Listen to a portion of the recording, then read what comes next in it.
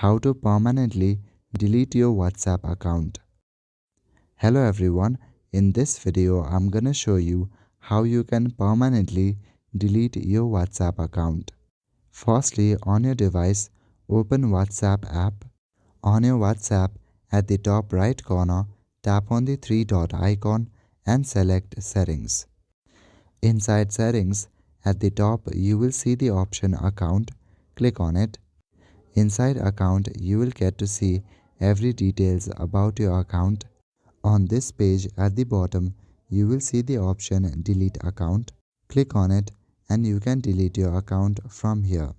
Type in your phone number and select Delete Account to delete your account. If you just want to change your phone number and not delete your account, then you can also do that. Simply tap on Change Number at the top left section. After changing your phone number or deleting your account, you will get a confirmation mail on your Gmail. So make sure to check for that. So that is it for this video. I will see you in the next one. Thank you.